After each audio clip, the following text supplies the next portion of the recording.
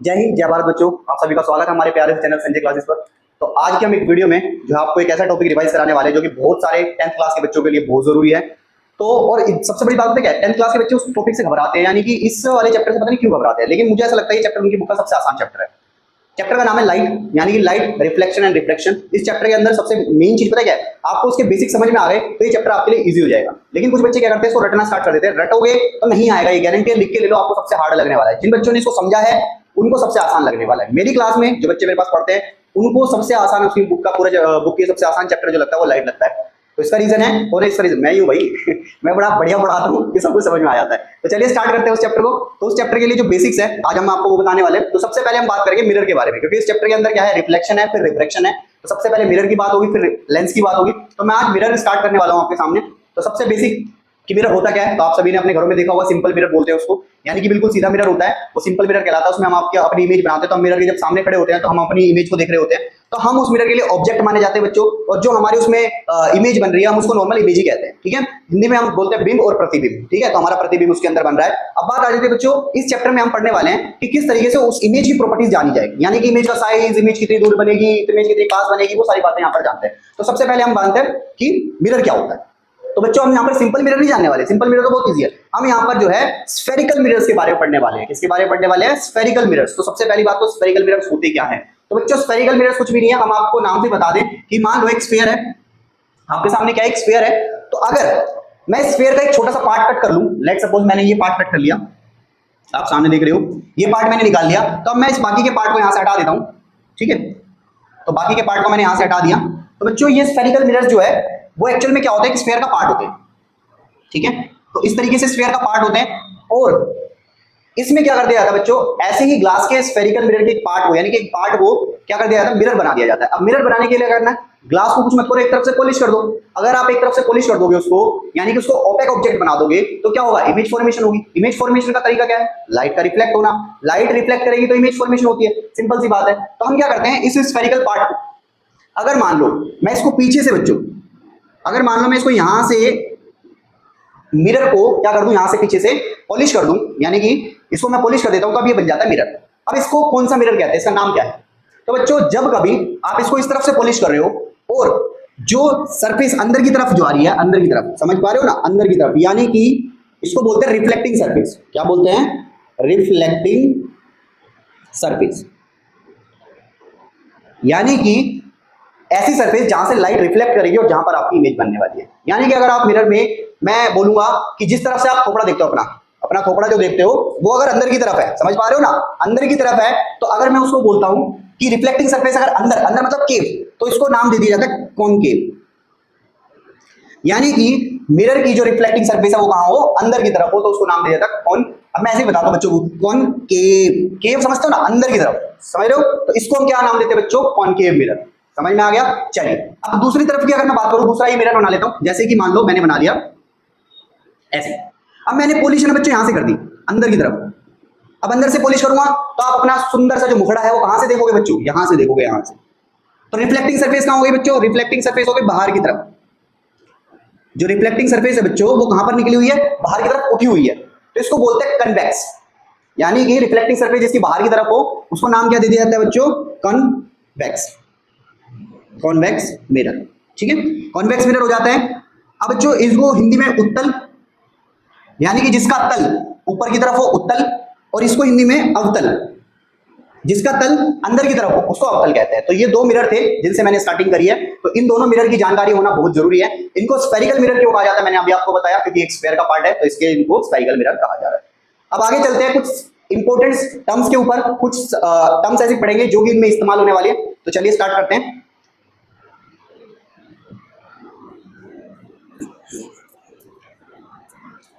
कुछ some terms, यानी कि कुछ टर्म्स,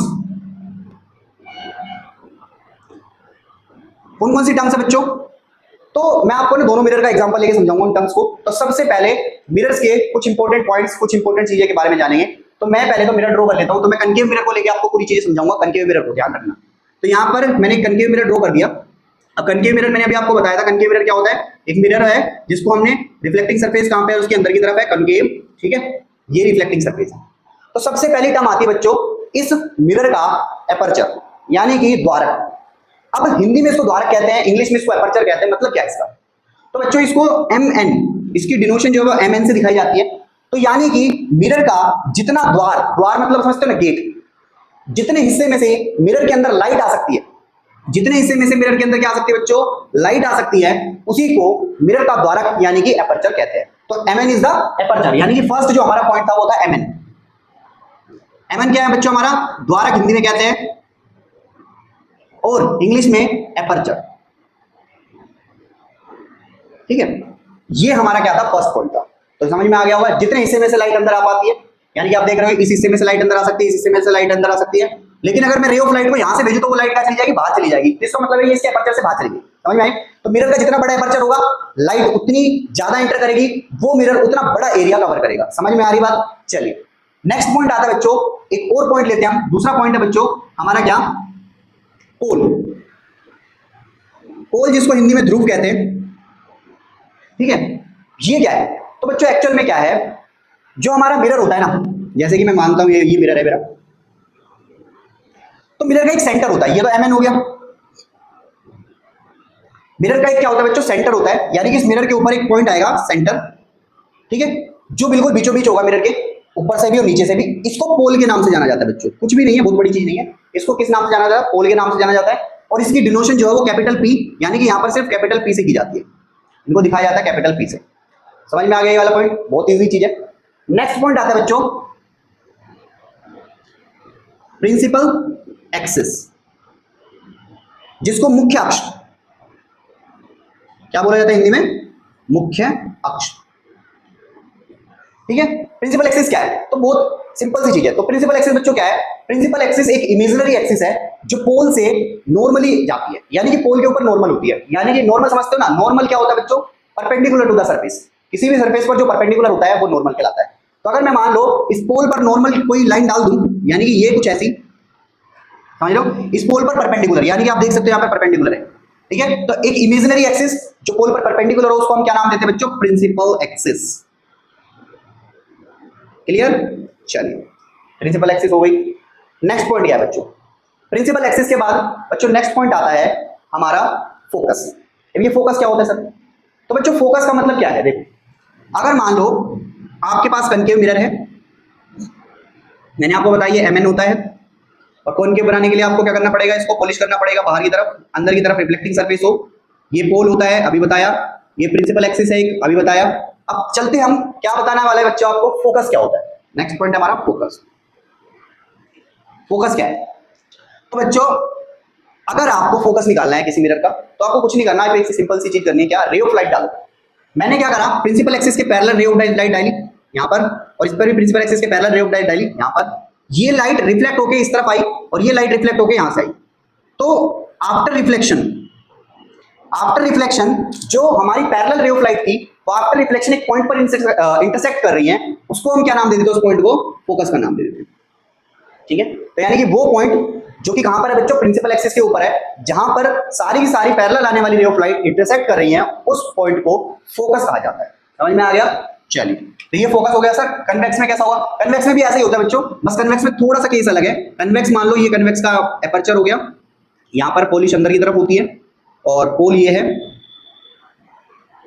ये हमारा सिंपल। तो कन्वेक्स में क्या होता है? पैरेलल रे ऑफ लाइट यहां पे डालो, क्योंकि रे ऑफ लाइट तो यहीं पे डलेगी। ये डाइवर्स कर जाती है बच्चों, क्या कर जाती है? डाइवर्स कर जाती है, वो तो ऊपर फैल जाती है। अब बात आती है कि सर ये डाइवर्स कर गई, ये तो इंटरसेक्ट करेगी नहीं कहीं पर। आपने बोला था जहां पर इंटरसेक्ट करती है वहां पर फोकस बनता है, लेकिन ये तो इंटरसेक्ट करेगी नहीं बच्चों। यहाँ पर है ना, इंटरसेक्ट करती नहीं है, यहाँ पर इंटरसेक्ट करती हुई अपीयर होती है। ठीक है, अब इंटरसेक्ट करती है अपीयर होती है, क्यों? क्योंकि बच्चों इंटरसेक्शन पॉइंट निकालना तो आपको पता है, ये लाइट कहीं पीछे से आ रही होगी, ये लाइट भी कहीं कहां से आ रही होगी? पीछे से आ रही होगी। तो जहां पर वो इंटरसेक्ट करती हुई अपीयर होगी, वहीं इसका क्या कहलाएगा? फोकस कहलाएगा। आई होप आपको समझ में आ रहा होगा क्या कह रहा हूं मैं। ठीक है, चलिए अब अगला पॉइंट कौन सा होने वाला है? तो नेक्स्ट पॉइंट होने वाला है बच्चों हमारे लिए सेंटर ऑफ कर्वेचर। क्या होने वाला है बच्चों? Centre of curvature. जैसा कि आप जानते हो हमारे जो मिरर है वो किसका पार्ट है बच्चों? एक स्फीयर का पार्ट है। तो अब आप मुझे ये बताओ कि अगर मैं एक स्फीयर ड्रॉ करूंगा या फिर एक कर्व ड्रॉ करूंगा, तो क्या उसका एक सेंटर नहीं होगा? कहीं ना कहीं तो सेंटर मान के ड्रॉ करूंगा ना उसको। तो इसीलिए बच्चों क्या होता है कि जब भी कर्व को ड्रॉ किया जाता है और जब भी हमारा जो मिरर होता है, तो मान लो ये मिरर है, ये हमारा मिरर, कौन सा मिरर है बच्चों? कनकेव मिरर है। ये पोल है, अभी आपको बताया था मैंने, ये MN अपेर्चर है, ये भी अभी आपको बताया था। तो मान लो मैं इसको ड्रॉ कर रहा हूं। अब बच्चों एक बात सोचने वाली है, तो ये मिरर जो है वो कहीं ना कहीं किसका पार्ट है, एक स्फीयर का पार्ट है, क्योंकि ये स्फेरिकल मिरर है। तो अगर स्फीयर का पार्ट है तो ये कहीं ना कहीं क्या होगा, इसमें सेंटर ऑफ कर्वेचर भी होगा, यानी कि इसका सेंटर भी होगा इस कर्व का। तो सेंटर को ही हम क्या बोल देते हैं बच्चों, सी, यानी कि कैपिटल सी से शो करते हैं, उसको दिखाया जाता है कैपिटल सी से, और उसी को सेंटर ऑफ कर्वेचर कहा जाता है। ठीक है, और सेंटर ऑफ कर्वेचर और हमारे फोकस के बीच में एक बहुत बढ़िया रिलेशन है कि जो सेंटर ऑफ कर्वेचर है हमारा, ठीक है, तो जो फोकस पड़ता है एक्चुअल में पी और सी के बिल्कुल मिड में पड़ता है, यानी कि फोकस यहाँ पे पड़ता है, मिड पॉइंट होता है। इसका मतलब है सीपी का जो मिड पॉइंट होता है वो हमारा क्या होता है, फोकस होता है। समझ में आई बात? तो दोनों का मिड पॉइंट होता है। तो आई होप आपको समझ में आ गया होगा ये। तो यहाँ पर ये क्या था बच्चों, हमारा ये पॉइंट था हमारा सेंटर ऑफ कर्वेचर। ठीक है, चलिए अब नेक्स्ट पॉइंट पर चलते हैं हम। नेक्स्ट पॉइंट हमारा radius of curvature and then last बचेगा हमारा फोकल लेंथ। तो चलिए स्टार्ट करते हैं।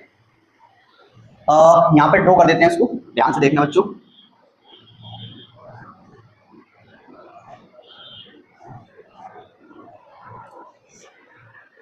क्या है बच्चों, हमारे पास मिरर है, दोबारा से मिरर ड्रॉ करते हैं। अच्छा हाँ, पॉइंट है हमारा रेडियस ऑफ कर्वेचर।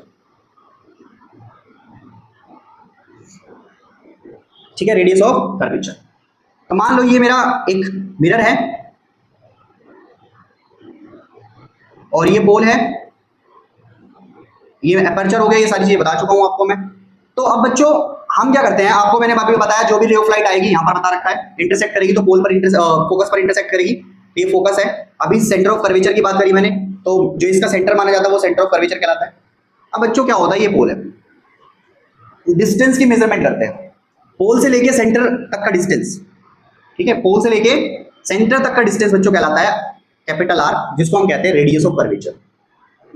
क्या कहते हैं, रेडियस ऑफ कर्वेचर। अब दूसरा पॉइंट है बच्चों, क्या आता है हमारा नेक्स्ट पॉइंट, वो आता है हमारा फोकल लेंथ।